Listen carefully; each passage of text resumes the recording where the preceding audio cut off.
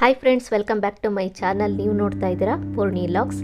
ಇವತ್ತಿನ ಟ್ರಾವೆಲ್ ಲಾಗಲ್ಲಿ ನಾನು ಮಲೆಮಹದೇಶ್ವರ ಬೆಟ್ಟ ಹೇಗಿದೆ ಅಂತ ತೋರಿಸ್ತಾ ಇದ್ದೀನಿ.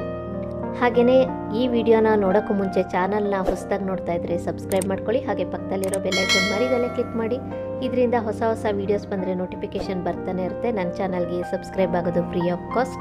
ವಿಡಿಯೋಗೆ ಲೈಕ್ ಮಾಡಿ, ಕಮೆಂಟ್ ಮಾಡಿ, ಹೆಚ್ಚು ಜನರಿಗೆ ಶೇರ್ ಮಾಡಿ. ಈಗ ನಾವು ಕೊಳ್ಳೇಗಾಲದ ಹತ್ರ ಹೋಗ್ತಾ ಇದ್ದೀವಿ. ಕೊಳ್ಳೇಗಾಲದ ಮೇನ್ ಎಂಟ್ರೆನ್ಸ್ ಇದು. ಸೊ ಮಲೆಮಹದೇಶ್ವರಕ್ಕೆ ಹೋಗಬೇಕಾದ್ರೆ ಕೊಳ್ಳೇಗಾಲದಿಂದನೇ ಹೋಗಬೇಕು. ಕಾರ್ತಿಕ್ ಮಾಸ ಆಗಿರೋದ್ರಿಂದ ಶಿವನ ದರ್ಶನ ಮಾಡೋದು ತುಂಬಾ ಶ್ರೇಷ್ಠ. ಮಲೆಮಹದೇಶ್ವರ ಬೆಟ್ಟ ತುಂಬಾ ಸುಂದರವಾಗಿದೆ. ಹಾಗೆ ಈ ವಿಡಿಯೋ ಕೂಡ ತುಂಬಾ ದೊಡ್ಡದಾಗಿದೆ. ಯಾಕೆ ಅಂದರೆ ನಾನು ಎಷ್ಟು ವಿಡಿಯೋ ಶೂಟ್ ಮಾಡಿದ್ದೋ ಅಷ್ಟನ್ನು ನಾನು ಈ ವಿಡಿಯೋಲಿ ಶೇರ್ ಮಾಡ್ತಾ ಇದ್ದೀನಿ. ಎಡಿಟ್ ಮಾಡುವಾಗ ಯಾವುದೇ ವಿಡಿಯೋನ ನಾನು ಡಿಲೀಟ್ ಮಾಡಿಲ್ಲ. ಯಾಕೆಂದರೆ ನಿಮಗೆ ಡೀಟೇಲಾಗಿ ಮಲೆಮಹದೇಶ್ವರ ಬೆಟ್ಟನ ಟೆಂಪಲ್ನ ತೋರಿಸೋಣ ಅಂತ ನಾನು ವಿಡಿಯೋನ ಪೂರ್ತಿ ಶೇರ್ ಮಾಡ್ತಾ ಇದ್ದೀನಿ. ಸೊ ವಿಡಿಯೋನ ಪೂರ್ತಿ ನೋಡಿ, ನಿಮಗೂ ಖಂಡಿತ ಇಷ್ಟ ಆಗುತ್ತೆ. ಸೊ ಇವಾಗ ನಾವು ತಾಳಬೆಟ್ಟಕ್ಕೆ ಬಂದಿದ್ದೀವಿ. ಈ ಮಲೆಮಹದೇಶ್ವರಕ್ಕೆ ಹೋಗುವ ಎಂಟ್ರೆನ್ಸ್ ಇದೆ ಅಂತಲೇ ಹೇಳ್ಬೋದು. ಅಂದರೆ ಬೆಟ್ಟ ಹತ್ತೋದು ಇಲ್ಲಿಂದನೇ. ಇಲ್ಲಿ ಕಾಲುದಾರಿ ಕೂಡ ಇದೆ. ಅಂದರೆ ಯಾರಾದರೂ ಬೆಟ್ಟ ಹತ್ತುತ್ತೀನಿ ಅಂತ ಹರಿಸ್ಕೊಂಡಿರ್ತಾರಲ್ವ, ಸೊ ಅಂಥವ್ರು ಸಪ್ರೇಟಾಗಿ ಒಂದು ಶಾರ್ಟ್ಕಟ್ ರೂಟ್ ಇದೆ. ಅಂದರೆ ಮೆಟ್ಲು ಥರ ಇದೆ. ಸೊ ಅವರು ಅಲ್ಲಿಂದ ಬೆಟ್ಟನ ಹತ್ಕೊಂಡು ಹೋಗ್ಬೋದು.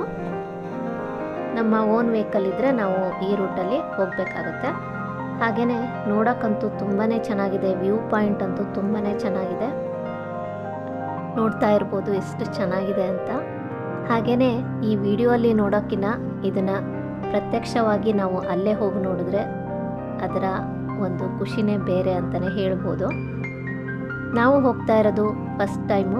ನನ್ನ ಹಸ್ಬೆಂಡ್ ಯಾವಾಗಲೂ ಹೇಳ್ತಾಯಿದ್ರು ಮಲೆಮಹದೇಶ್ವರ ಬೆಟ್ಟ ತುಂಬಾ ಚೆನ್ನಾಗಿದೆ ಅಂತ.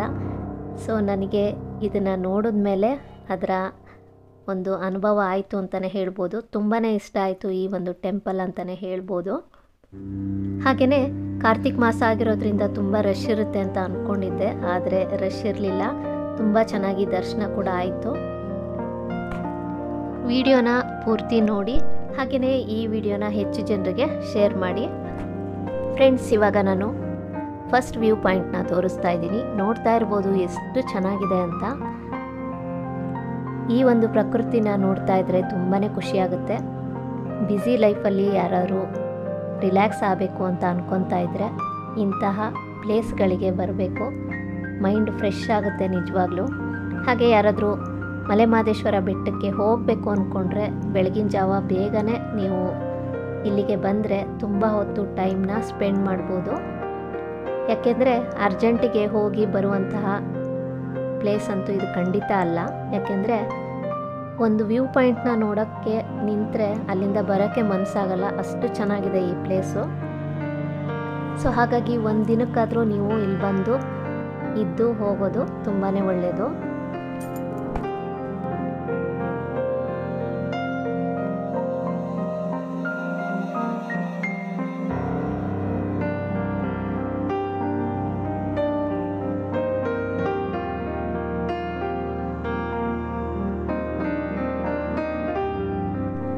ಫ್ರೆಂಡ್ಸ್, ಈಗ ನೀವು ನೋಡ್ತಾ ಇರೋದು ಸೆಕೆಂಡ್ ವ್ಯೂ ಪಾಯಿಂಟ್. ತುಂಬ ಸುಂದರವಾಗಿದೆ. ವಿಡಿಯೋಲಿ ಹೇಗೆ ಇದೆ ಅಂತ ಗೊತ್ತಿಲ್ಲ, ಬಟ್ ನಮಗಂತೂ ನೋಡೋಕ್ಕೆ ತುಂಬಾ ಖುಷಿ ಆಗ್ತಾ ಇತ್ತು. ಸೊ ನಿಮಗೂ ತೋರಿಸೋಣ ಅಂತ ನಾನು ವಿಡಿಯೋನ ಮಾಡಿದ್ದೀನಿ. ಇಲ್ಲಿ ಬಂದಾಗ 4 ಗಂಟೆ ಆಗಿತ್ತು. ನಾವು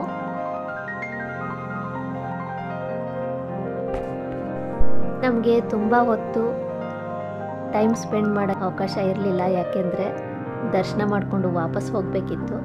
ಸೊ ಹಾಗಾಗಿ ನಾವು ಬೇಗ ವಿಡಿಯೋ ಮಾಡಿಕೊಂಡು ಹೋಗ್ತಾ ಇದ್ವಿ. ಈಗ ನೀವು ನೋಡ್ತಾ ಇರೋದು ಥರ್ಡ್ ವ್ಯೂ ಪಾಯಿಂಟ್. ತುಂಬಾ ಚೆನ್ನಾಗಿದೆ. ಇಲ್ಲಿಂದ ನಿಮಗೆ ದೇವಸ್ಥಾನದ ಗೋಪುರ ಕೂಡ ಕಾಣಿಸುತ್ತೆ. ಸೊ ಇಲ್ಲಿ ಮರ ಎಲ್ಲ ಸ್ವಲ್ಪ ಅಡ್ಡ ಇತ್ತು, ಸೊ ಹಾಗಾಗಿ ಕಾಣಿಸ್ತಾ ಇಲ್ಲ. ತುಂಬಾ ಚೆನ್ನಾಗಿದೆ ಈ ವ್ಯೂ ಪಾಯಿಂಟ್ ಕೂಡ. ಹಾಗೆಯೇ ಇಲ್ಲಿ ಕಾರನ್ನು ಪಾರ್ಕ್ ಮಾಡೋಕ್ಕೆ ಅಂತ ಸ್ವಲ್ಪ ಪ್ಲೇಸ್ಗಳನ್ನು ಕೂಡ ಬಿಟ್ಟಿದ್ದಾರೆ. ಸೊ ಅದೇ ಪ್ಲೇಸಲ್ಲಿ ಕಾರನ್ನ ಪಾರ್ಕ್ ಮಾಡಿ ವ್ಯೂ ಪಾಯಿಂಟನ್ನು ನಾವು ನೋಡ್ಬೋದು. ರೋಡ್ ಅಂತೂ ತುಂಬಾ ಚೆನ್ನಾಗಿದೆ, ಹಾಗೆ ಕ್ಲೀನಾಗಿ ಮೇಂಟೈನ್ ಮಾಡಿದ್ದಾರೆ ಅಂತಲೇ ಹೇಳ್ಬೋದು. ಸೊ ಇವಾಗ ನಾವು ದೇವಸ್ಥಾನದ ಹತ್ರ ಹೋಗ್ತಾ ಇದ್ದೀವಿ. ಇಲ್ಲಿ ನಾವು ಟಿಕೆಟ್ ತೊಗೋಬೇಕಾಗುತ್ತೆ. ಟಿಕೆಟ್ ತೊಗೊಂಡು ನಾವು ಒಳಗಡೆ ಹೋಗಬೇಕು. ಅಂದರೆ ಇಲ್ಲಿ ಕಾರ್ ಪಾರ್ಕಿಂಗ್ ಮಾಡೋಕ್ಕೆ ಅಂತ ಟಿಕೆಟ್ನ ಇಲ್ಲಿ ತೊಗೋಬೇಕಾಗುತ್ತೆ ನಾವು. ಇಲ್ಲೆಲ್ಲ ಗೆಸ್ಟ್ ಹೌಸ್ಗಳನ್ನು ಮಾಡಿದ್ದಾರೆ. ಸೊ ಇದೆಲ್ಲ ಇತ್ತೀಚೆಗೆ ಆಗಿರೋದು ಅಂತ ನನ್ನ ಹಸ್ಬೆಂಡ್ ಹೇಳ್ತಾಯಿದ್ರು. ಸೊ ಅವ್ರು ಬಂದಾಗ ಇದೆಲ್ಲ ಇರಲಿಲ್ವಂತೆ.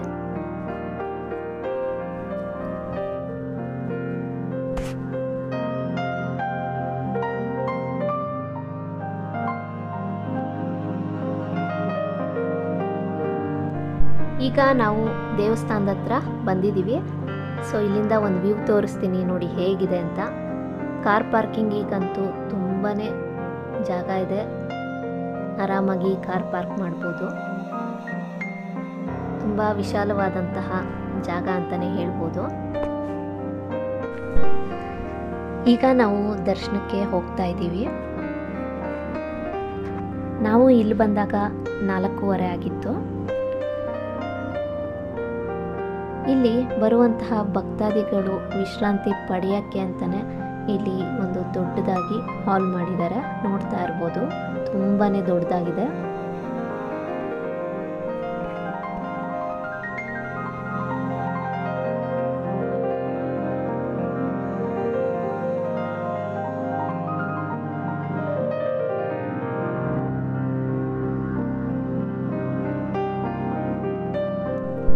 ದೇವಸ್ಥಾನದ ಮುಂದೆ ಈ ರೀತಿ ಶಾಪ್ಗಳೆಲ್ಲ ಇದೆ. ನೀವು ಬೇಕು ಅಂದರೆ ಶಾಪಿಂಗ್ ಕೂಡ ಮಾಡ್ಬೋದು.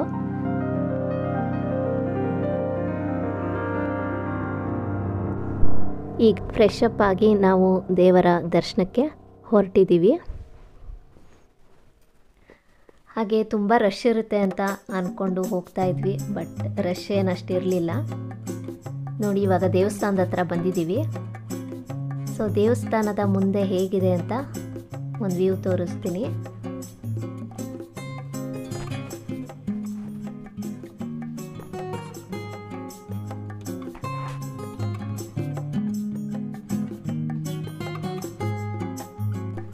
ನಾವು ದೇವಸ್ಥಾನದ ಹತ್ರ ಬಂದಾಗ ಇಲ್ಲಿ ರಥಸೇವೆ ಕೂಡ ನಡೀತಾ ಇತ್ತು. ಆಲ್ರೆಡಿ ಇಲ್ಲಿ 2 ರಥಸೇವೆಗಳು ಮುಗಿದಿತ್ತು. ಇದು 3ನೇ ರಥಸೇವೆ ಆಗ್ತಾ ಇರೋದು. ತುಂಬಾ ಚೆನ್ನಾಗಿತ್ತು. ಹಾಗೆಯೇ ಇಲ್ಲಿ ಭಕ್ತಾದಿಗಳು ಏನಾದರೂ ಹರಿಸ್ಕೊಂಡಿರ್ತಾರಲ್ಲ, ಸೊ ಅವರು ಬಂದು ಇಲ್ಲಿ ರಥಸೇವೆಗಳನ್ನು ಮಾಡಿಸ್ತಾ ಇರ್ತಾರಂತೆ. ಹಾಗೆ ಕಾರ್ತಿಕ್ ಮಾಸ ಆಗಿರೋದ್ರಿಂದ ನಾವು ಹೋದ ದಿನವೂ 7:15ಗೆ ಚಿನ್ನದ ರಥಸೇವೆ ಕೂಡ ಇತ್ತು. ಈಗ ದೇವಸ್ಥಾನದ ಮುಂಭಾಗ ಹೇಗಿದೆ ಅಂತ ತೋರಿಸ್ತೀನಿ. ಇಲ್ಲಿ ತುಂಬ ಕ್ಲೀನಾಗಿದೆ, ಮೇಂಟೆನೆನ್ಸ್ ಅಂತೂ ತುಂಬಾ ಚೆನ್ನಾಗಿದೆ ಅಂತಲೇ ಹೇಳ್ಬೋದು. ನೋಡಿ ಇವಾಗ ಗೋಪುರ ತೋರಿಸ್ತಾ ಇದ್ದೀನಿ.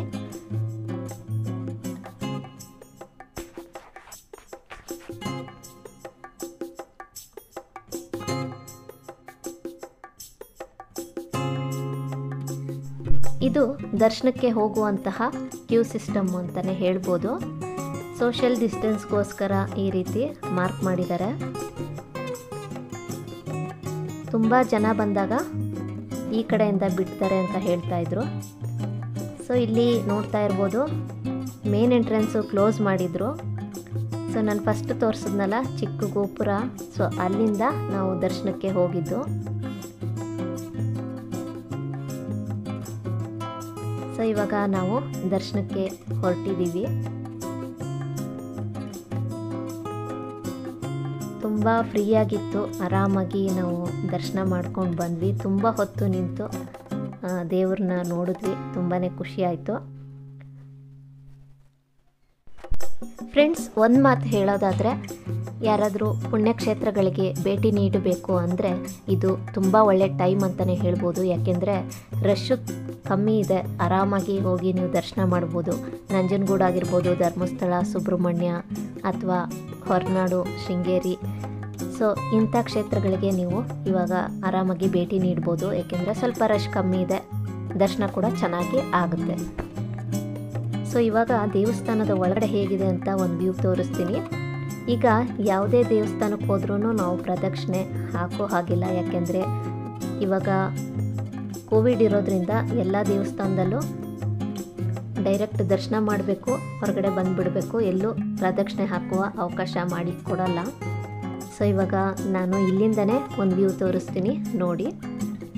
ಹಾಗೆ ಇದು ದೇವಸ್ಥಾನದ ಒಳಗಡೆ, ಸೊ ಇಲ್ಲಿ ವಿಡಿಯೋ ಮಾಡೋ ಹಾಗಿಲ್ಲ, ಸೊ ಆದ್ರೂ ಸ್ವಲ್ಪ ವಿಡಿಯೋ ಮಾಡಿ ತೋರಿಸ್ತಾ ಇದ್ದೀನಿ. ಹೂವಿನ ಅಲಂಕಾರ ತುಂಬಾ ಚೆನ್ನಾಗಿದೆ ನೋಡಿ, ತುಂಬಾ ಚೆನ್ನಾಗಿ ಮಾಡಿದರು ಕಾರ್ತಿಕ್ ಮಾಸ ಆಗಿರೋದ್ರಿಂದ.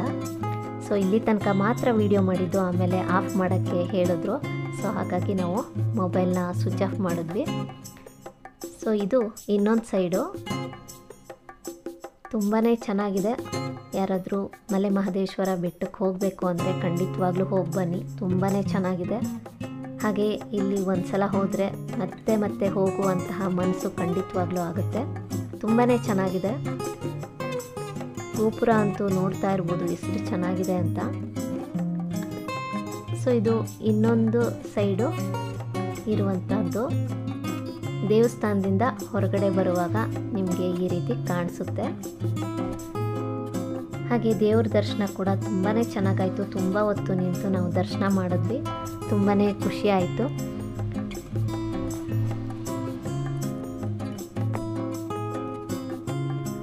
ನೋಡಿ ಇವಾಗ ಆವಾಗಲೇ ರಥ ಎಳಿತಾ ಇದ್ರಲ್ವ, ಸೊ ಒಂದು ರೌಂಡ್ ಬಂದು ಇವಾಗ ಮತ್ತೆ ಅದನ್ನು ಅದೇ ಪ್ಲೇಸ್ಗೆ ನಿಲ್ಲಿಸ್ತಾ ಇದ್ದಾರೆ. ಈಗ ಸ್ವಾಮಿ ದರ್ಶನನ ನಿಮಗೆ ಇಲ್ಲೇ ಮಾಡಿಸ್ತಾ ಇದ್ದೀವಿ, ಯಾಕೆಂದರೆ ದೇವಸ್ಥಾನದ ಒಳಗೆ ವಿಡಿಯೋ ಮಾಡೋ ಹಾಗಿಲ್ಲ. ಸೊ ನಿಮಗೆ ಇಲ್ಲೇ ದರ್ಶನ ಮಾಡಿಸ್ತೀನಿ ನೋಡಿ.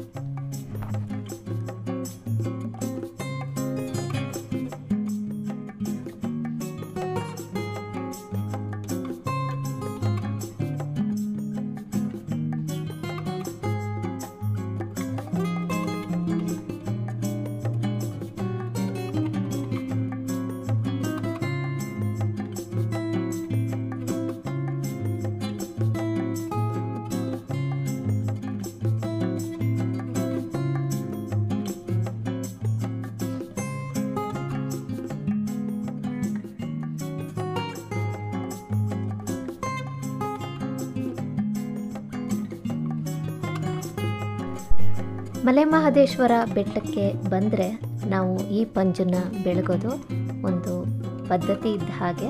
ಸೊ ಇಲ್ಲಿ ಬರೋ ಭಕ್ತರೆಲ್ಲ ಈ ಪಂಜನ್ನು ಬೆಳಗ್ತಾರೆ.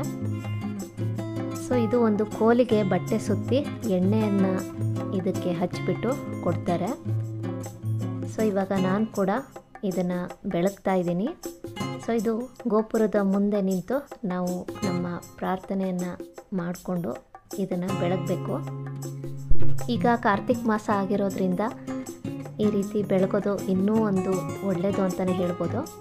ಫ್ರೆಂಡ್ಸ್, ಇವಾಗ ನಾನು ಪಂಜನ್ನು ದೇವಸ್ಥಾನದ ಗೋಪುರದ ಮುಂದೆ ನಿಂತು ಬೆಳಗಿ ಇವಾಗ ನಾನು ಒಂದು ರೌಂಡು ಪ್ರದಕ್ಷಿಣೆ ಬರ್ತೀನಿ. ಸೊ ಇವಾಗ ಪ್ರದಕ್ಷಿಣೆ ಬಂದಾಯಿತು.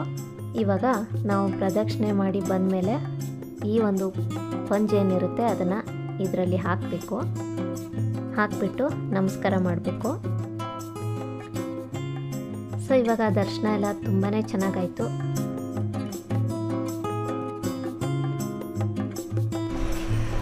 ಫ್ರೆಂಡ್ಸ್, ಇವಾಗ ಪ್ರಸಾದ ಇದೆ. ಸೊ ಪ್ರಸಾದ ತಗೊಂಡ್ಬಿಟ್ಟು ನಾವು ವಾಪಸ್ಸು ಹಾಸನ್ಗೆ ಹೊರಡ್ತೀವಿ. ದರ್ಶನ ಎಲ್ಲ ತುಂಬಾ ಚೆನ್ನಾಗಾಯಿತು. ಕಾರ್ತಿಕ್ ಮಾಸ ಇರೋದ್ರಿಂದ ತುಂಬಾ ಚೆನ್ನಾಗಿ ಅಲಂಕಾರ ಮಾಡಿದರು, ತುಂಬಾ ಚೆನ್ನಾಗಿತ್ತು. ಯಾರು ಮಲೆ ಮಹದೇಶ್ವರಕ್ಕೆ ಬರಬೇಕು ಅಂದರೆ ಖಂಡಿತವಾಗ್ಲೂ ಬನ್ನಿ, ತುಂಬಾ ಚೆನ್ನಾಗಿದೆ. ಈಗ ಪ್ರಸಾದಾಲಯ ಹೇಗಿದೆ ಅಂತ ತೋರಿಸ್ತೀನಿ ಬನ್ನಿ. ಕ್ಯೂ ಹೋಗೋದು ಈ ರೀತಿ ಇದೆ. ಸೋಷಿಯಲ್ ಡಿಸ್ಟೆನ್ಸ್ಗೋಸ್ಕರ ಈ ಥರ ಮಾರ್ಕ್ ಮಾಡಿದ್ದಾರೆ.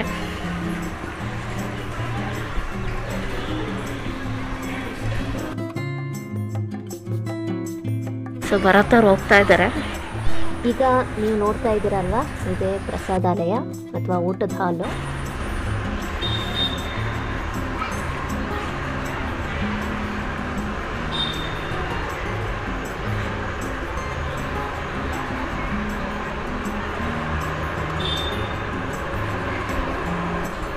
ಒಳಗಡೆ ಹೇಗಿದೆ ಅಂತ ಇವಾಗ ಒಂದು ವ್ಯೂ ತೋರಿಸ್ತೀನಿ ನೋಡಿ. ತುಂಬ ವಿಶಾಲವಾದಂತಹ ಹಾಲ್ ಅಂತ ಹೇಳ್ಬೋದು. ಹಾಗೆಯೇ ಇಲ್ಲಿ ಕೂಡ ಸೋಷಿಯಲ್ ಡಿಸ್ಟೆನ್ಸ್ಗೆ ಅಂತ ಮಾರ್ಕ್ ಮಾಡಿದ್ದಾರೆ, ನೋಡ್ತಾ ಇರ್ಬೋದು. ಒಂದು ಟೇಬಲ್ಗೆ ಇಬ್ಬರಿಬ್ಬರು ಕೂತು ಊಟ ಮಾಡೋ ಥರ ಇಲ್ಲಿ ಮಾರ್ಕ್ ಮಾಡಿದ್ದಾರೆ. ತುಂಬ ನೀಟಾಗಿ ಮೇಂಟೈನ್ ಮಾಡಿದ್ದಾರೆ ಅಂತಲೇ ಹೇಳ್ಬೋದು. ಸೊ ಪಲಾವ್ ಮಾಡಿದ್ದು ತುಂಬಾ ರುಚಿಯಾಗಿತ್ತು. ಸೊ ಇವಾಗ ನಾವು ಪ್ರಸಾದ ತಗೊಂಡು ಮತ್ತೆ ಹೊರಡಬೇಕು. ಈಗ ಸಂಜೆ 6:30 ಆಗಿದೆ. ಆಗ್ತಾ ಇರ್ಬೋದು, ಬರೋ ಭಕ್ತರೆಲ್ಲ ಪಂಜನ್ನ ಹಿಡ್ಕೊಂಡು ಪ್ರದಕ್ಷಿಣೆ ಹಾಕ್ತಾ ಇದ್ದಾರೆ. ಆ ಚಿಕ್ಕ ಹುಡುಗ ನೋಡಿ ಎಷ್ಟು ಖುಷಿಯಾಗಿ ಪಂಜನ್ನ ಹಿಡ್ಕೊಂಡು ಹೋಗ್ತಾ ಇದ್ದಾನೆ ಅಂತ. ಹಾಗೆ ಯಾವುದೇ ದೇವಸ್ಥಾನಕ್ಕೆ ಹೋದ್ರೂ ಕಾರ್ತಿಕ್ ಮಾಸದಲ್ಲಿ ದೀಪಗಳನ್ನು ಬೆಳಗಿರ್ತಾರೆ, ಅದನ್ನು ನೋಡೋದೇ ಒಂದು ಖುಷಿ ಅಂತಲೇ ಹೇಳ್ಬೋದು. ಈಗ ಲೈಟಿಂಗ್ಸ್ ಎಲ್ಲ ಹಾಕಿದ್ದಾರೆ, ತುಂಬಾ ಚೆನ್ನಾಗಿ ಕಾಣಿಸ್ತಾ ಇತ್ತು. ಗೋಪುರದ ಹಿಂದೆ ಇರುವಂತಹ ಬಸವಣ್ಣ ಅಂತೂ ತುಂಬಾ ಚೆನ್ನಾಗಿ ಕಾಣಿಸ್ತಾ ಇತ್ತು. ನೋಡ್ತಾ ಇರ್ಬೋದು ಲೈಟಿಂಗ್ಸ್ ಹಾಕಿದಾರಲ್ಲ. ಈ ಬಸವಣ್ಣನ ಹತ್ತಿರ ಕೂಡ ಹೋಗಿ ನಾವು ಅಲ್ಲಿ ಪ್ರದಕ್ಷಿಣೆ ಕೂಡ ಹಾಕ್ಬೋದು. ಸೊ ಇವಾಗ ಫ್ರಂಟ್ ಇರುವಂತಹ ಗೋಪುರ ಹೇಗೆ ಕಾಣಿಸುತ್ತೆ ಅಂತ ಒಂದು ವ್ಯೂ ತೋರಿಸ್ತೀನಿ ನೋಡಿ. ತುಂಬಾ ಚೆನ್ನಾಗಿ ಕಾಣಿಸ್ತಾ ಇತ್ತು. ಹಾಗೆ ನಾವು ಒಂದು ಪ್ರದಕ್ಷಿಣೆ ಹಾಕಿಬಿಟ್ಟು ಇವಾಗ ವಾಪಸ್ಸು ನಮ್ಮ ಊರಿಗೆ ಹೊರಟಿದ್ದೀವಿ. ಸೊ ದರ್ಶನ ಎಲ್ಲ ತುಂಬಾ ಚೆನ್ನಾಗಾಯಿತು. ಇವಾಗ ರಥೋತ್ಸವ ಕೂಡ ಇತ್ತು, ಆದರೆ ನಮಗೆ ಸಮಯದ ಅಭಾವ ಇರೋದ್ರಿಂದ ನಮ್ಮ ಅಲ್ಲಿ ಇರೋಕ್ಕಾಗಲಿಲ್ಲ. ಸೊ ಚಂದ್ರ ಕೂಡ ತುಂಬಾ ಚೆನ್ನಾಗಿ ಕಾಣಿಸ್ತಾ ಇತ್ತು. ಸೊ ಇವತ್ತಿನ ವಿಡಿಯೋ ನಿಮಗೆ ಇಷ್ಟ ಆಗಿದೆ ಅಂದ್ಕೊತೀನಿ. ಇಷ್ಟ ಆದರೆ ವಿಡಿಯೋಗೆ ಲೈಕ್ ಮಾಡಿ, ಕಮೆಂಟ್ ಮಾಡಿ, ಹೆಚ್ಚು ಜನರಿಗೆ ಶೇರ್ ಮಾಡಿ. Thank you for watching.